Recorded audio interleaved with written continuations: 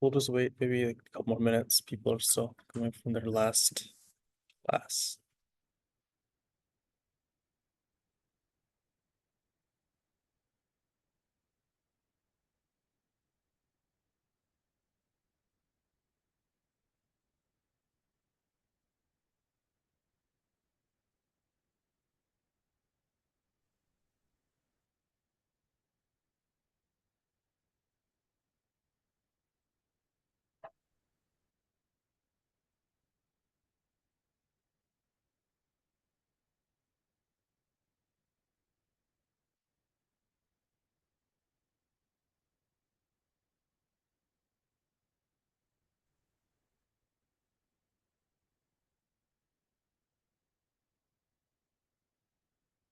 Hello.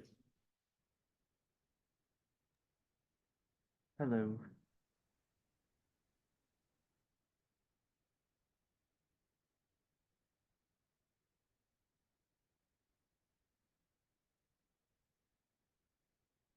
Mirrors and lenses, more of mirrors, and also more of lenses.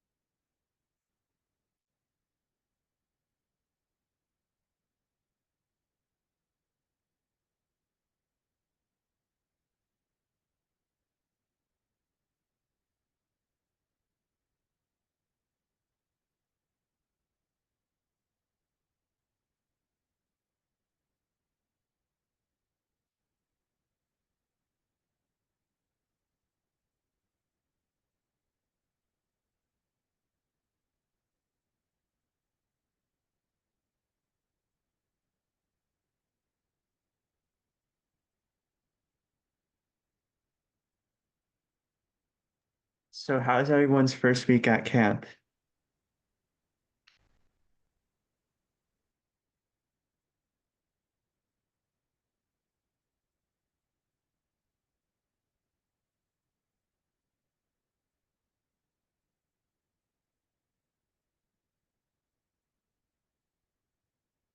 Optics gonna be mostly algebra 1 or algebra 2. Um, I'm not gonna lie. I have no idea which uh which one of those it would be. I guess maybe algebra 2 because there's some trig. Yeah, I'll say that. We'll see algebra. I guess I took algebra 1 like 9 years ago at this point. Oh my God, I'm so old. The trade-off with our school is that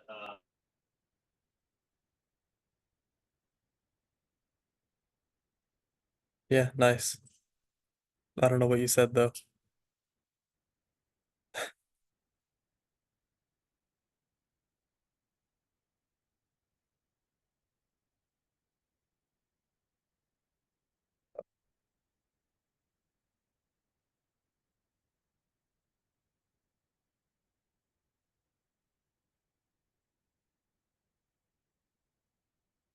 Okay, I'll go ahead and get started. So we're gonna talk more about mirrors and lenses today. That's our Google Classroom code in the bottom right. If you haven't joined it yet, please be sure to join it. Um, do we have an icebreaker question that we want to ask? Anyone? Sure, I got one. All right. Favorite Siley event for people doing Siley? Well, besides optics, like optics is obviously the best one, but like after optics, code, wind power, Ento. Ooh, So got some And good if you're not answers. doing Siley, what's your favorite subject? Mhm. don't stay silent, so I'm coming after you. Still see optics. Started a lot of Codebusters. Yeah, I really love Codebusters. Secondary event for me. It's really good. Good stuff. All right, let's do it. So you guys really, some of you Oh. guys really enjoy spinning a CD. What? Wind power. Oh, yeah. I'm too old for that. Yeah. Mission Possible #1. That's crazy. I gotta say, that's absolutely crazy. Mission Possible is very stressful. Okay, time for optics. So this is ours, I think. All right, so we're going to be starting class with a little bit of review from last time, like we always do. First thing is going to be ray diagrams. Do we remember where we trace the rays from, and what are the sources of rays?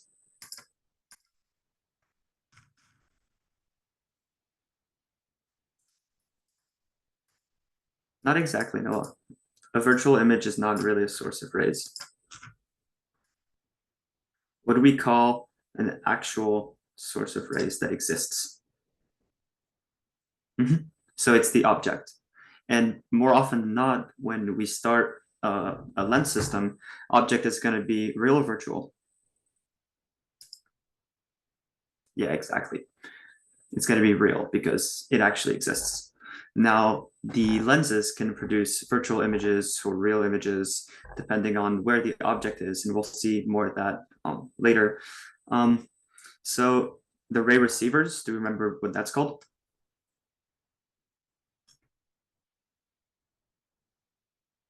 Yeah, an image. And they're more frequent to be a virtual image or a virtual image than a virtual object. It's more common. Yeah, good. All right. All right, so we said real and virtual images. What's the difference between a real and a virtual image? What's a key fundamental difference?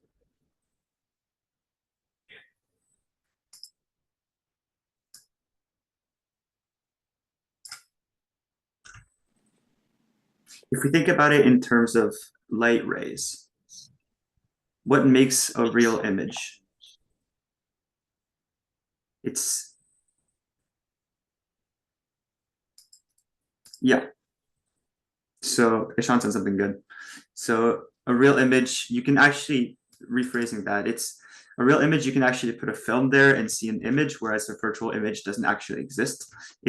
We'll see that for mirrors, oftentimes it's going to be backwards ray tracing to see where it would converge. Yeah, virtual is behind the mirror. All right, yes, I see a lot of good answers. A real image usually is where the rays converge, which we'll see what that means in a second. But it's where all of the rays are going to be meeting up so that we can actually produce a real image that we can put on a film if we were to put it there.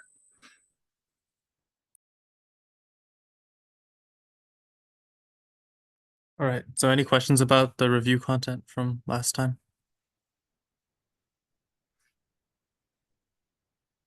We did see some people saying that we went too fast last class, so if there are any questions, now's the time to ask before we move on to new stuff.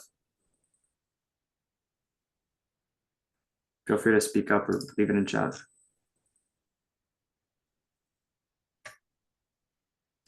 Nothing? All right, let's move on then. So I'm gonna talk about mirrors and lenses in kind of a they are the same way context, or they're the same thing context. Because in reality, when you're doing problems with mirrors and lenses, they're very, very similar. And especially next class, we're gonna see mathematically they take basically the exact same form because of the approximations that we make. So mirrors are reflective things. I look at something, the light reflects back to me, I see myself. Lenses are refractive things. If you remember, we talked about Snell's law, we talked about when light enters a medium in which it travels at a different speed, the light bends. It goes from going Maybe it's like going slightly this way, and then it'll bend downwards or it'll bend outwards, depending on the refractive index of the medium. And so depending on the let's see, depending on the index of refraction of what material we're using, it'll bend or not bend more, which is why we need to make some approximations, right? We want to be able to, and I mean, I shouldn't say that. I should say, in order to look at mirrors and lenses similarly, we make certain approximations so that the equations can look the same. So let's get specific about that. Firstly, for mirrors, we assume that mirrors are spherical and small. So in an ideal situation, if we could talk about, we wanted to just have a nice focal length, we'd talk about a parabolic mirror. That's right. Mirrors reflect light, but lenses let light pass through them. And they both change the direction of light while doing so. Um, so yeah, a parabolic mirror reflects everything to its focal point. This is a property of parabolas, y equals x squared in general. Parabolas have a focal point so that when I send something going into any point from within the parabola, it'll bounce that into the parabola's focal point. It's actually an even broader math thing from conic sections, but completely unimportant. The big idea is that parabolas reflect everything to their focal point. In reality, that is not that useful because that focal point is so close to the inside of the mirror, we don't really care to be converging light there anyways in most situations. And because parabolic mirrors are a pain to make in practice, they're very hard to work with, very expensive. In reality, what you'll work with more often is a spherical mirror. And in particular, a small spherical mirror. So this thing on the right, let me get my this on the right is this small section from the large mirror is this small spherical mirror. When we take a small spherical mirror, Wait, what's we the get point of a parabolic mirror again? a parabolic mirror focuses light to its focal point. The point of a mirror is to like reflect light, right? Yeah. And just a flat mirror reflects light just so you can see yourself. It reflects light in one direction, just back and forth. But if we want to get light to converge to a particular point, we need a curved mirror. Okay. Yeah. Thanks. And parabolic mirrors in particular are curved such that the focal point is right there. Whereas spherical mirrors, that's a good question. Whereas spherical mirrors, the focal point is going to be a little bit further out. And that's dependent on the radius of curvature of the mirror, which we'll talk about next time. Can anyone tell me, you might notice like right here, why is it that these rays that are further away from our midline, why do they converge much closer to the mirror than the actual focus point that we're interested in?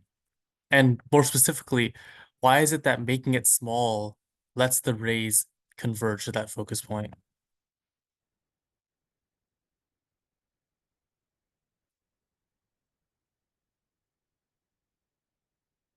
Yeah, less error, but like that's vague.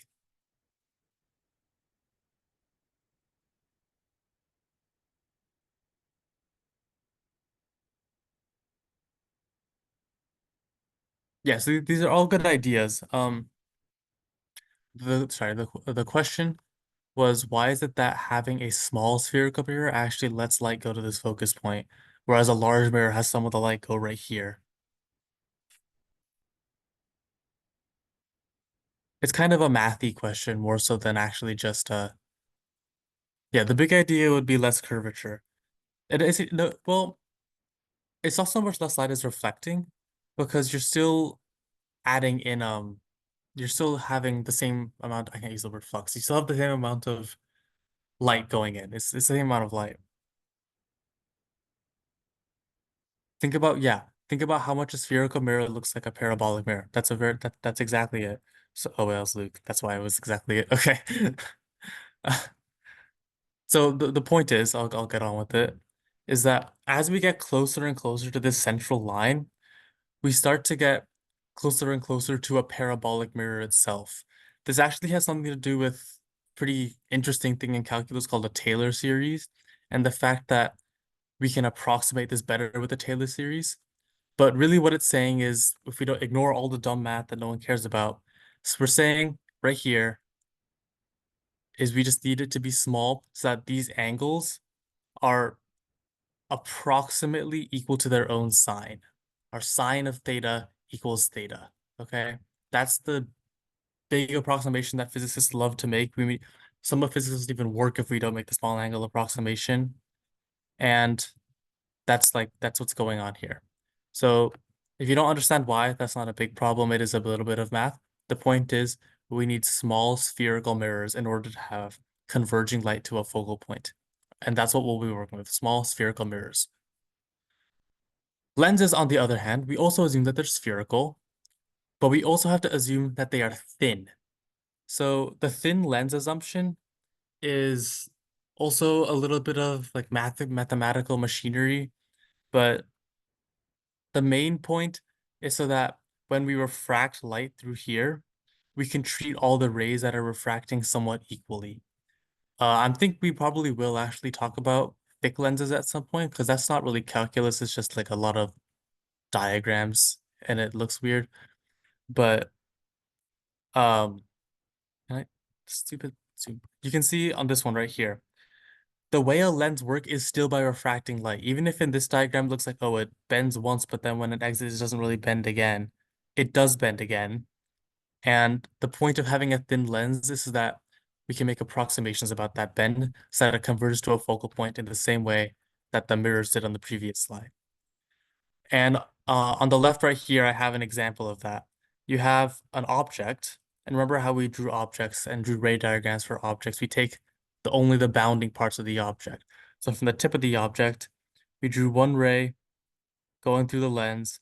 It gets refracted, goes through the focal point, and goes here. Another ray going through the center of the lens to go right there. And our last ray going through the focal point on this side of the lens to become straight.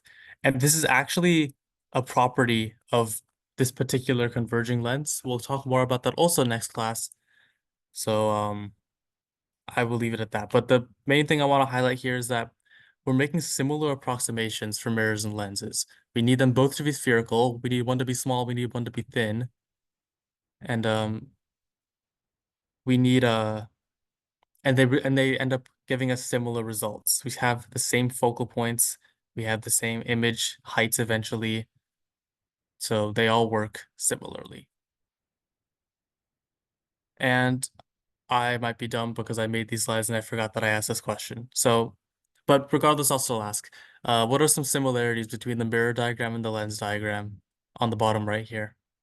Even if I've already said it, just go ahead and tell me it again so that I know you were listening. They both converge. That's true. They are both converging. F is in the focal, yeah, the same focal length. Yep.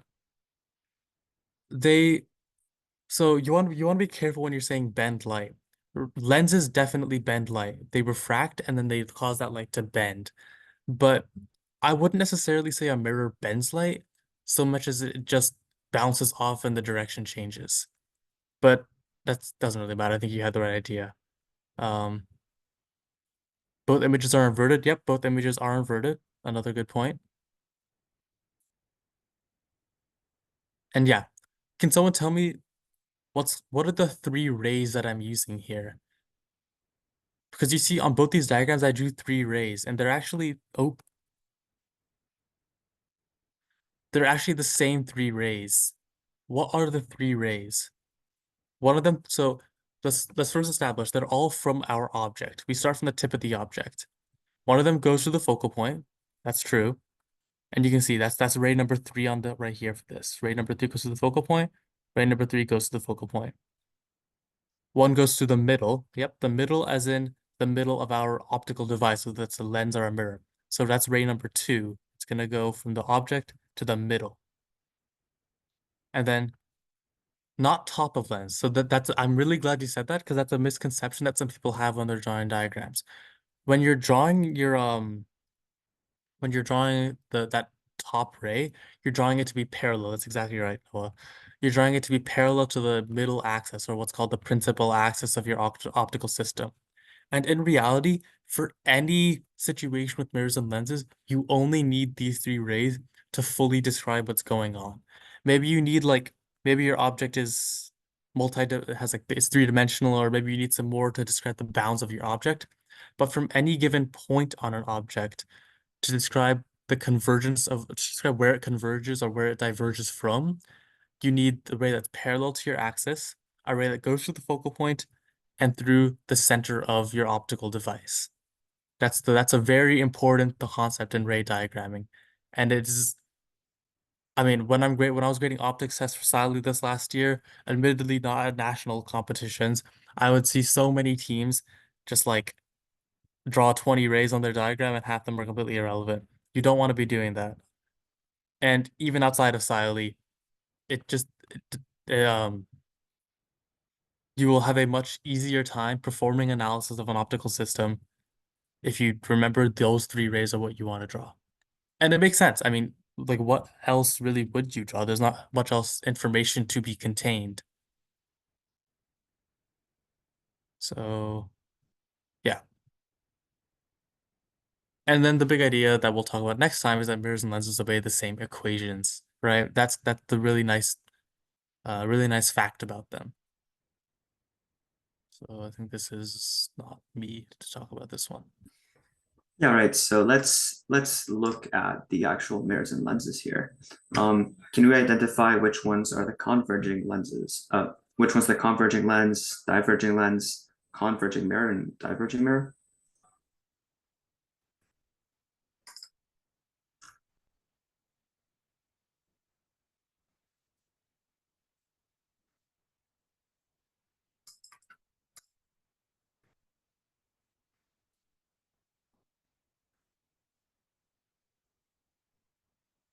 All right, so yeah, the converging ones are the top ones, A and B. When we see that the light comes in parallel and all of the light rays focus at one singular point, that's going to be our focus point. So it's a converging optical device. So that means that C and D do diverge. Now, well, the question of lens or mirror comes in pretty easily, right? The lenses refract, the mirrors reflect. So here for A, we do get a real image. Same thing for B. But when we get to C and D, for diverging systems, we get a virtual image. And here we see that when we have light rays coming in parallel to the optical axis, which we'll see more in like next class actually, we see that all the rays going outwards never actually meet at a certain point.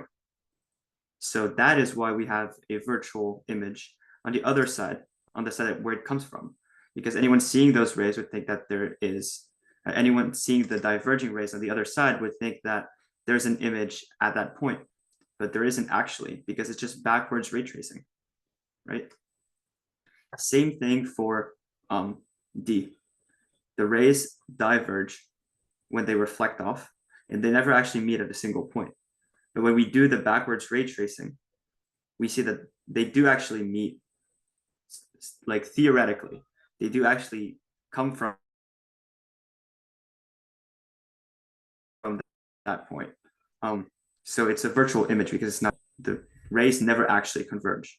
Does that make sense for everyone?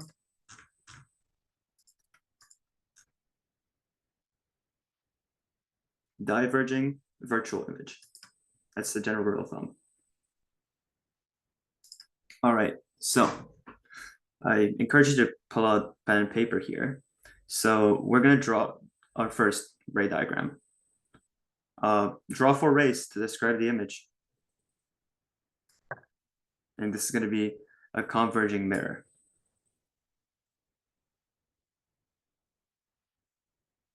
And make sure you get the shape of the mirror right when you're drawing your Mhm. converging mirror, or diverging mirror, converging lens, diverging lens. Not only is the point of this activity to draw the rays that we want you to draw, it's also to draw the curviness, which we'll give the vocab for in a second.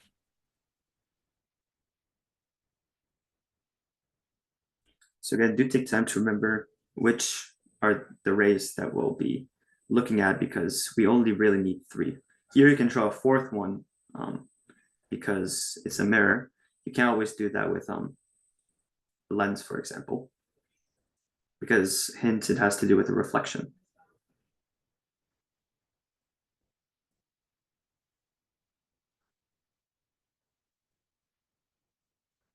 I'm gonna give everyone like 2 minutes here.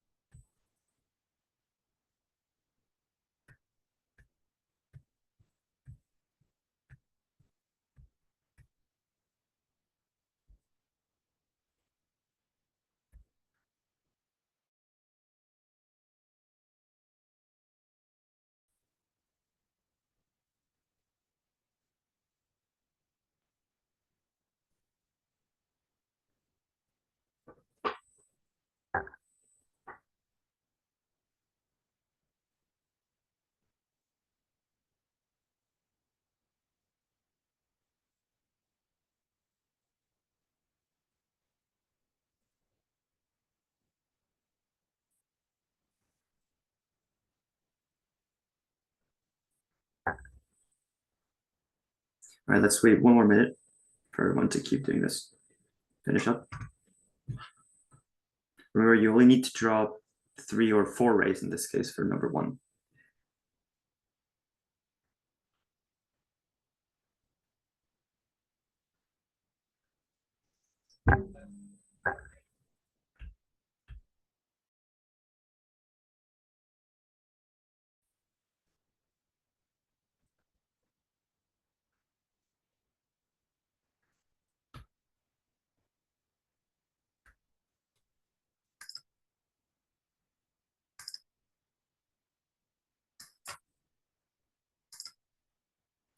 Okay, so I know this is out of order, but let's start with question 4, because that's probably what you guys can think out first.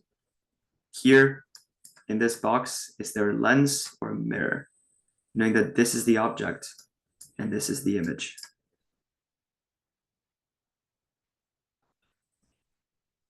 Yeah, exactly. It's a mirror. Now, follow-up question. Is that mirror convex or concave?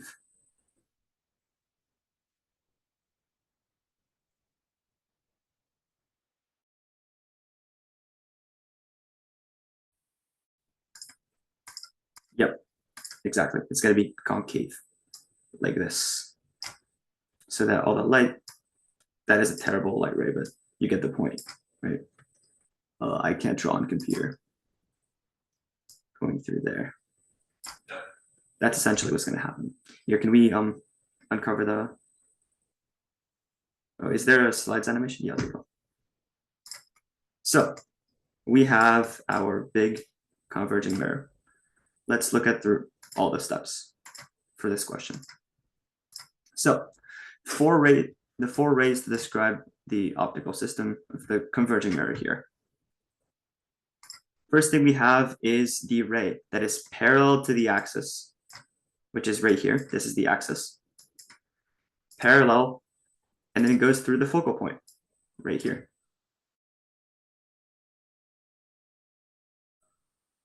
So we can draw that ray like this. It starts parallel. It's right there. Second one is going straight through the middle of either the lens, or in this case, the mirror. That's going to make the same angle on both sides, so we have a pretty good idea of what that's going to look like for a mirror. And then if it's a lens, it's just a straight line. It would be going like that, right? That's a pretty simple second ray. Third ray, going through the focal point right here, passing through, and emerging out of it parallel to the optical axis, crossing straight through here. And then the last one that you can draw here for a mirror is going through the center of curvature and then reflecting back. Since it's at the center of curvature, you can think of it like, well, it is the radius of curvature. So if you leave from the center of a circle, if you think about it, if you go straight there, whatever point you touch on the circle is going to be like a straight mirror at that exact point. So that's why it reflects straight back. So now, does anyone want to answer the the question of which ray could we not include in this diagram and still get an image. Technically any of them, but which one's the one that we hadn't talked about? 1, 2, 3, or 4?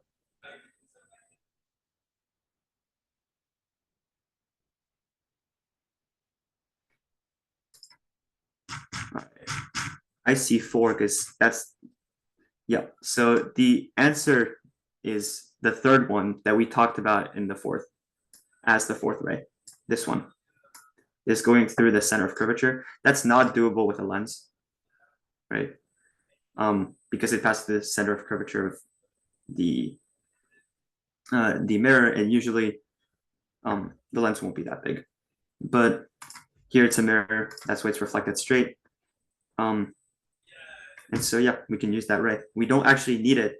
We technically only need 2 rays to see where they cross, but 3 is also, it's always a good check for if you've done your diagram correctly, or if you need to redo it.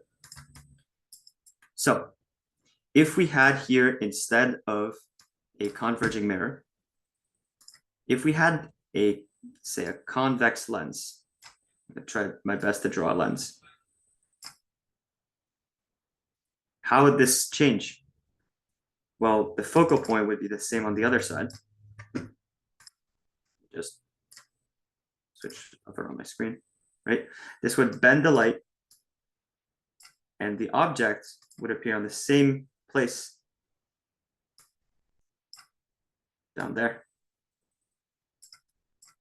This is very poor drawing with the computer, right? But you get the point. This one extends straight, this one bends straight through the focal point, which would be at the same distance on both sides. And then we get an image right here, which is basically a mirror of this image. It's noteworthy to point that it is the same height of the image. The image is not magnified by switching to a lens.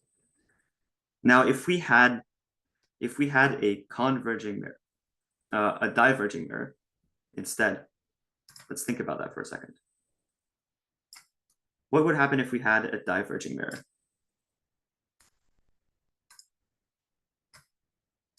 Like this.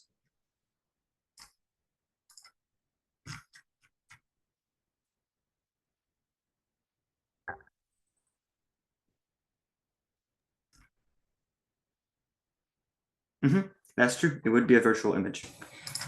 Do we have any idea of what would happen and where the virtual image would be?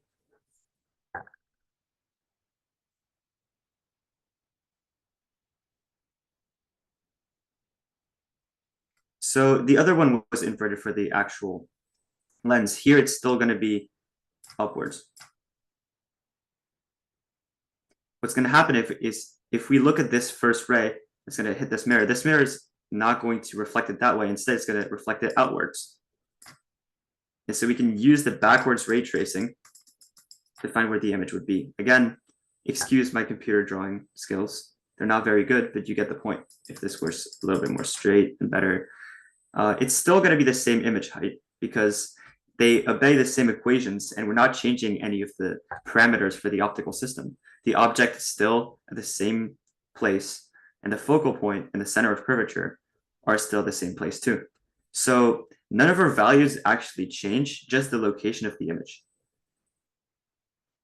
Finally, what's the last thing that we haven't seen? The diverging lens, right? Same thing, same exact thing. It's a diverging mirror. All right. No, this is the concave lens. We haven't seen the convex lens. I mean, sorry, the concave mirror. Sorry, oh my goodness. The diverging lens, which is the concave lens, you were right. I'm bugging, sorry. Yeah, you raise your hand. Do you have a question?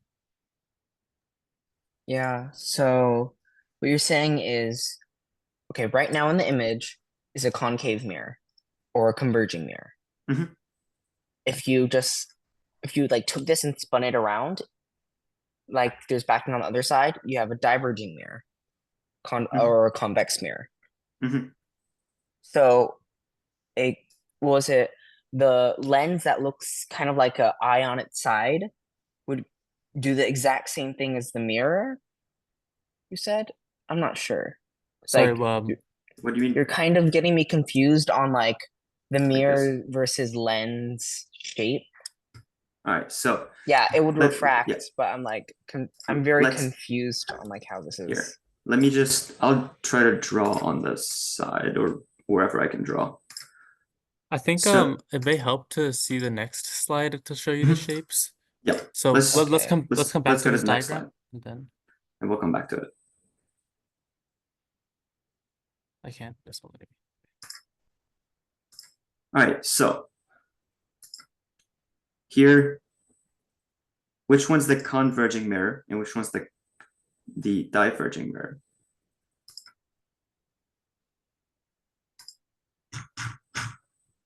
Right, the top converges because we can see all the rays meeting at one point. That is indeed the converging mirror, and then the diverging mirror is on the bottom. And we'll note that this is the concave mirror, and this is a convex mirror.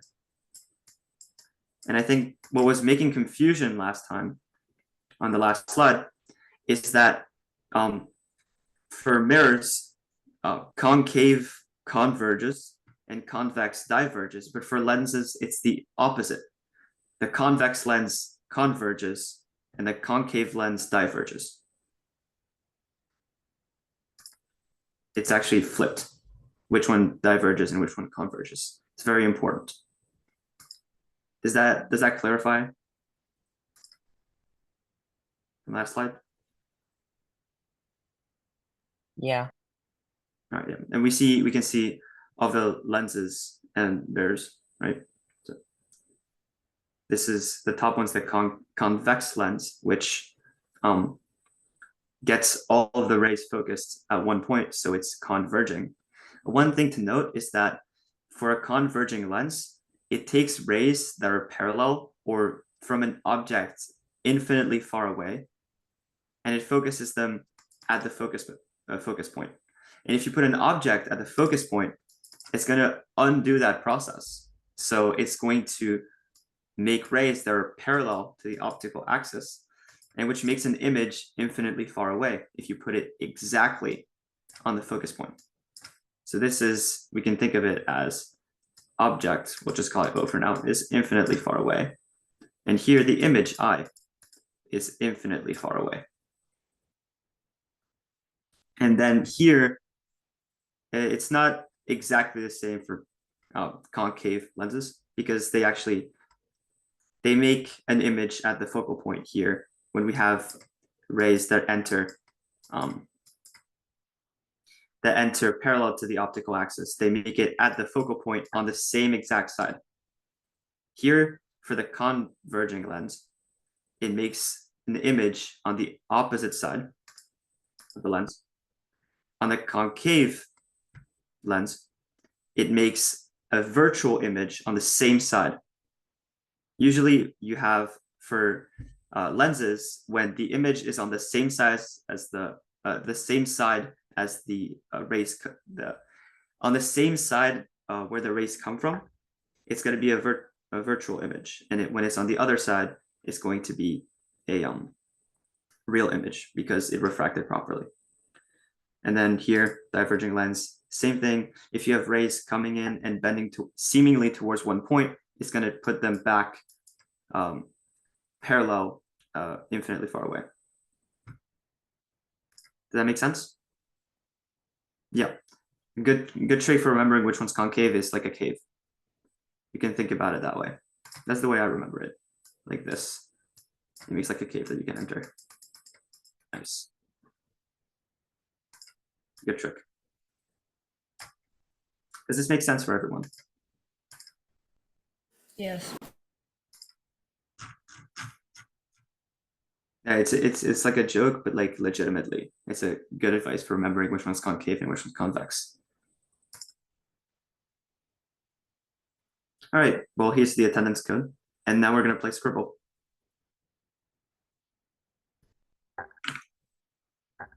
Wait, can you show us the attendance code again? I'll send it in chat. It's a refract 102 012.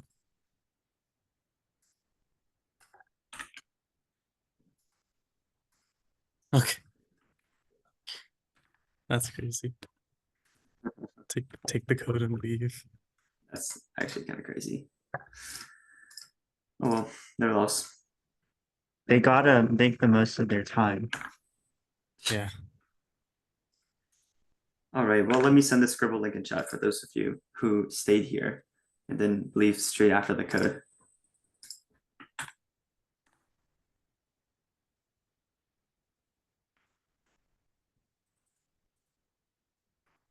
Hold on, we're splitting this up, correct? Turns out you can actually have up to 50 players in one Scribble game. So it Oh. should be. Let me see. Wait. Oh wait, no, it still says up to 20 players. So we do have to split it up. Okay.